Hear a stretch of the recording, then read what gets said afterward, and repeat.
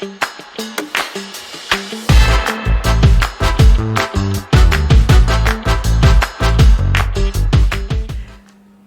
the last episode was interesting. Sex as an older woman. We hope you enjoyed it and you're able to find your wise woman and open up the conversation. We can't wait to share stories in this episode of Tall Poppy Syndrome, where people are criticised or cut down for standing out or achieving success.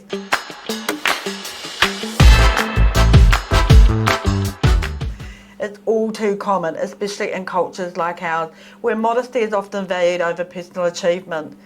It seems to be rooted in the idea that no one should rise above the rest and those who are somehow arrogant or undeserving. The mentality can make it difficult to celebrate your own wins or feel good about your own accomplishment. And recognising this dynamic is the first step in rising above it. You can't control others' reactions, but you can change how you respond to them. Let's just cut with that and just get straight into it. Well, both of us know that Tall Poppy is alive and well in New Zealand and an integral part of the culture. Yeah.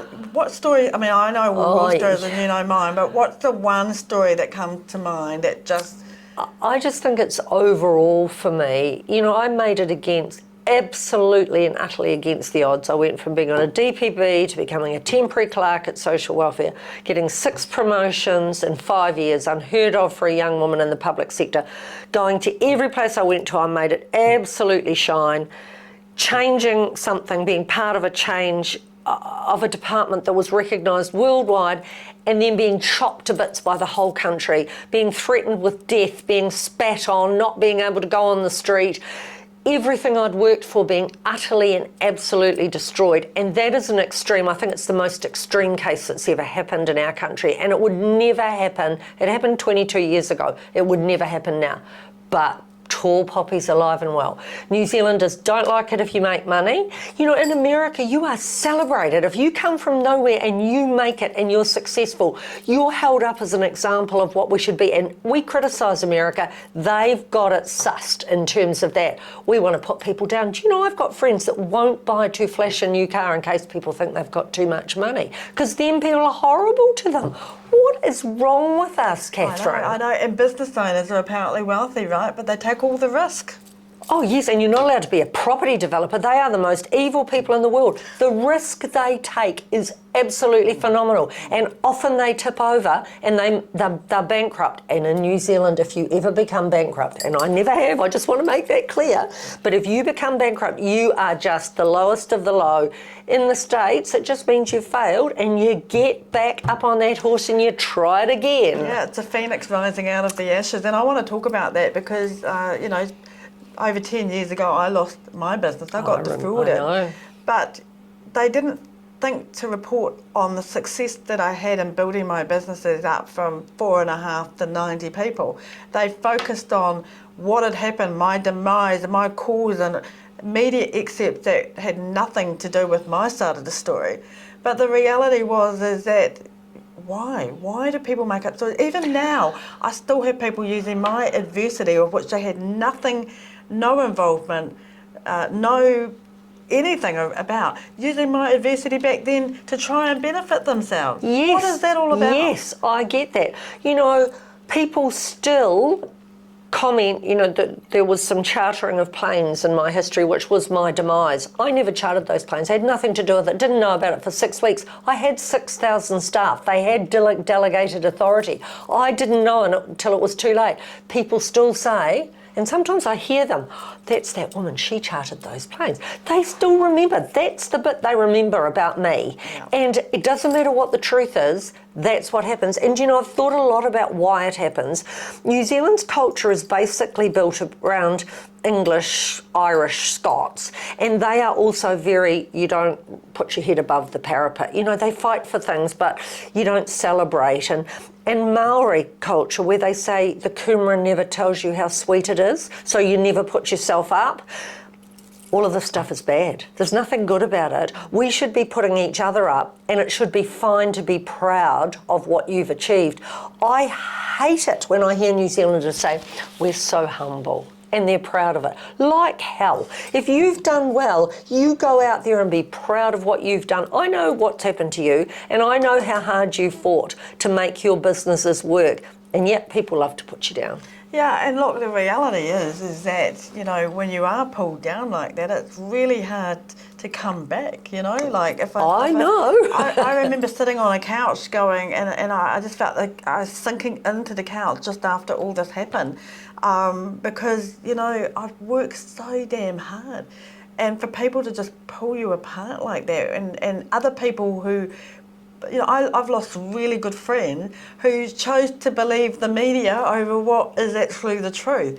Like you, I've never been made bankrupt, but apparently I have. Apparently well. I've been made bankrupt. Apparently I live in a really nice home with stolen money, but the home I built before I lost my businesses.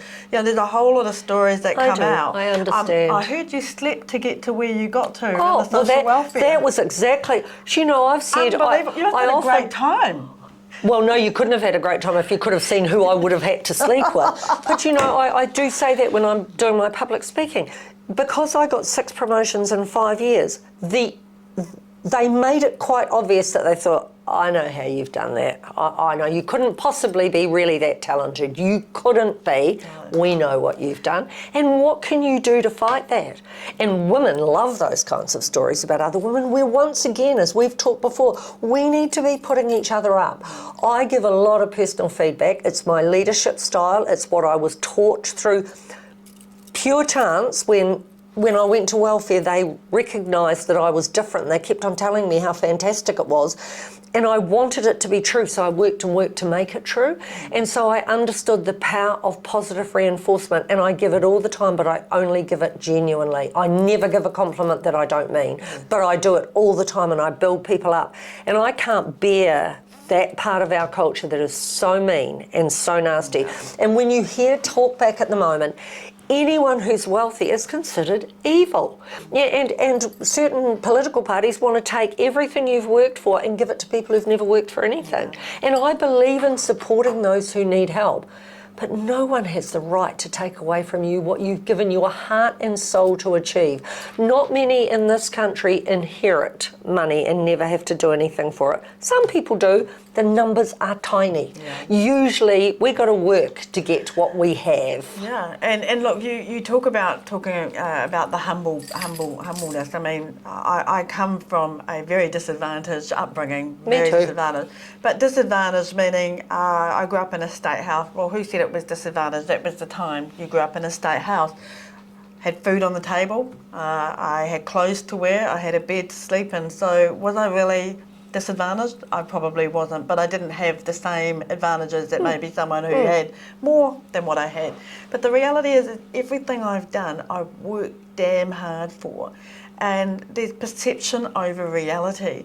A lot of people decide that, you know, their story is your truth, but the truth is actually with you.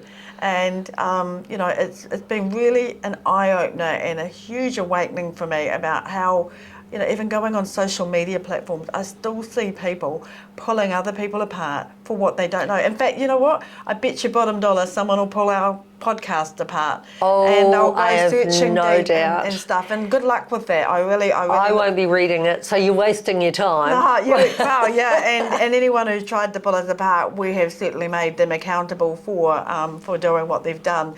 But the reality is why do human beings feel a need to do that?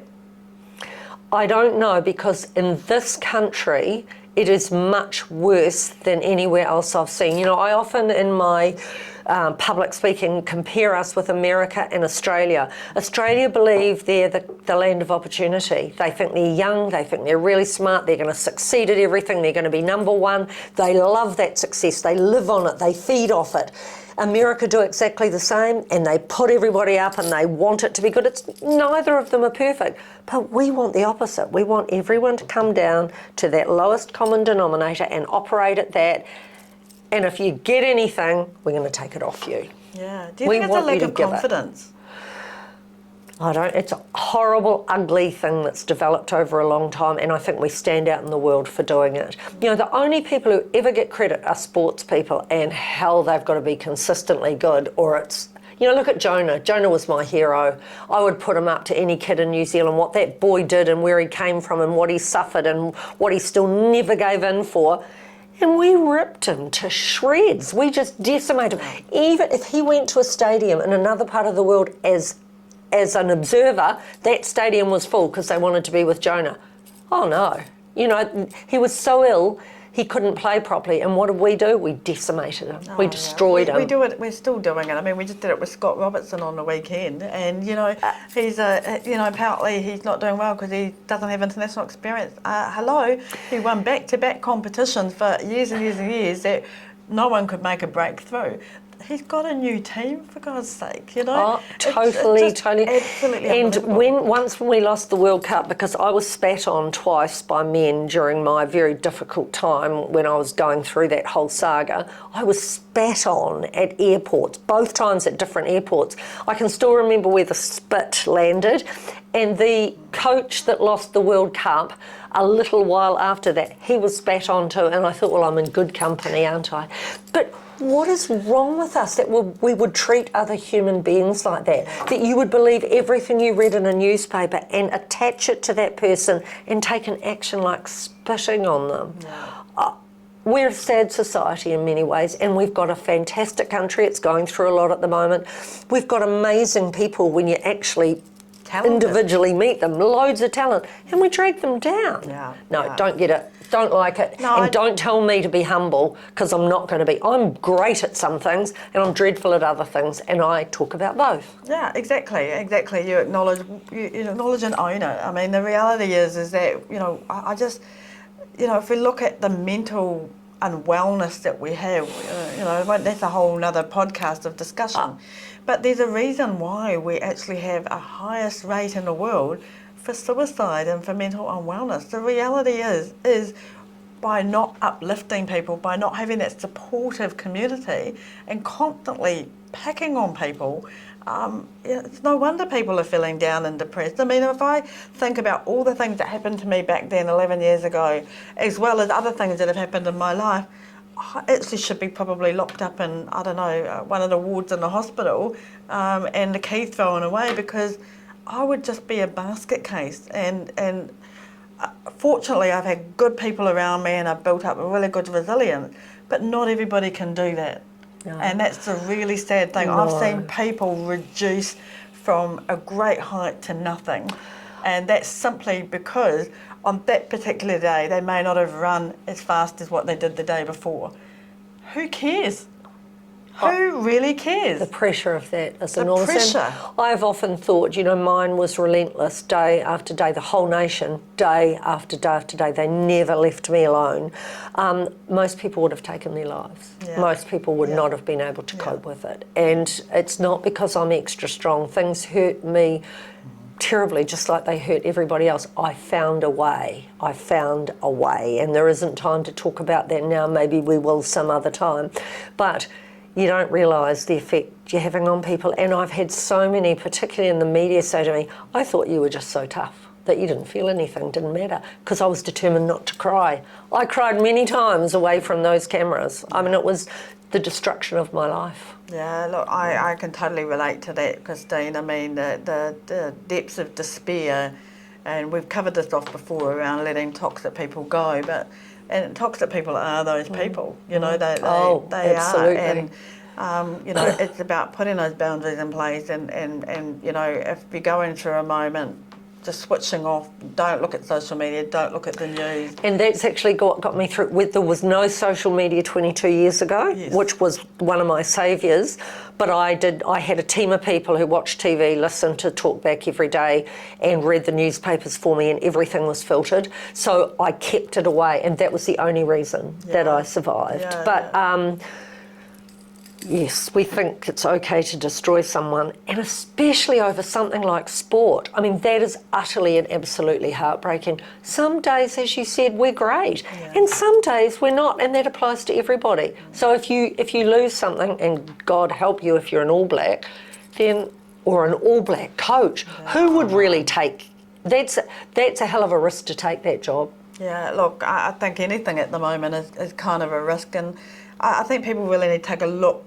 at themselves and their own behaviour and why they're doing it, because they are the problem and they are the ones that really need to take a look at themselves. I mean, if I think about just I hate going on social media. I need to go on it because it's something I do. And when I say need, Don't that's a often. wrong word. Yeah. I like going on it because I like to see what my friends are up to.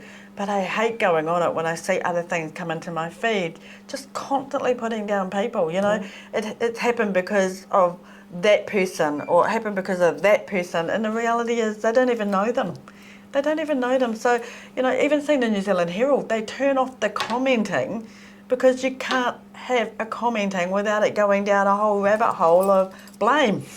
When I was on health boards, and I've been on health boards for many years until they got rid of them, the last government got rid of them, we would prepare every rugby test for us to lose because the family violence goes, the hospitals, A&E is full of battered and beaten women and children if we lose.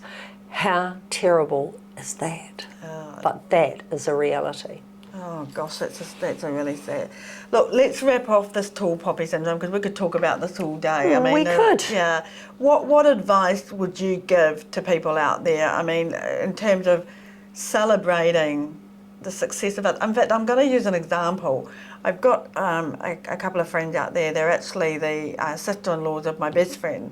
And they're constantly uplifting each other in social media. Now, one's actually a principal of another school and one's quite high up in education, but they're constantly praising each other and the impact each other are doing on... The most powerful thing you can do. When you lift other people up, when you recognise what they're good at and what they've done and you give them that feedback, it comes back to you. Yes. That positivity is part of your life. And it is a practice I am proud of. I do it to people on the street. If I see someone in a cafe that looks fantastic, I tell them. If I get great service somewhere, I tell someone. I don't miss an opportunity to put people up.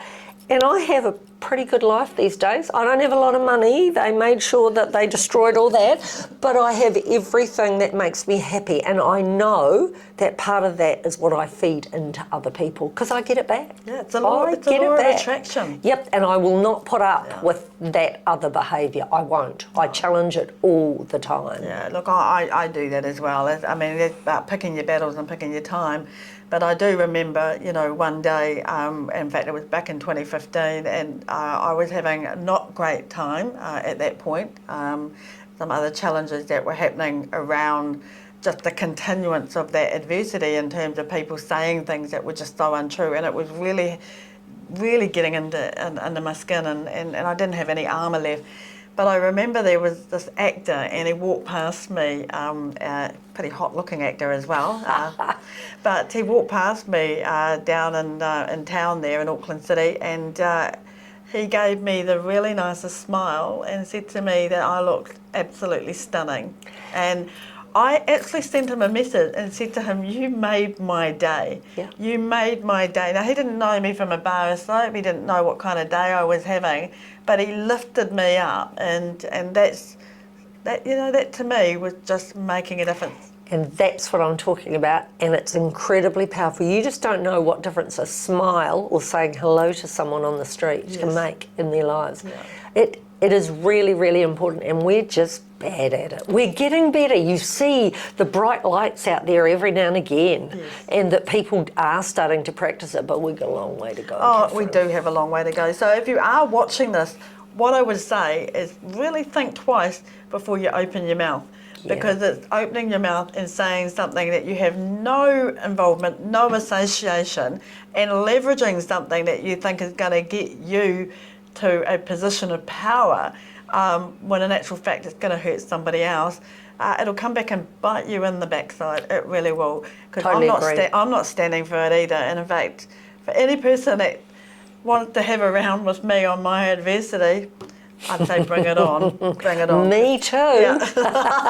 A force to be reckoned with. Absolutely.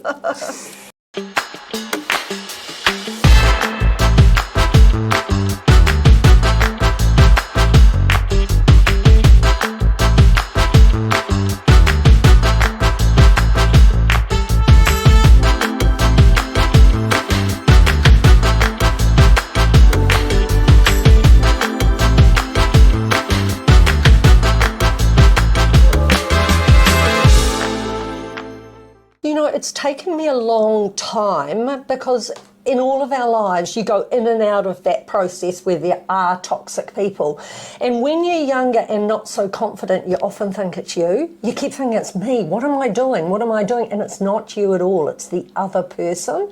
I'm much better at recognising it now. And I do a New Zealand thing. I think I become quite cold and distant, which is awful, isn't it? Because I'm a very friendly person, and I will give and give and give, just like you do. I will give and give and give until you give me that signal.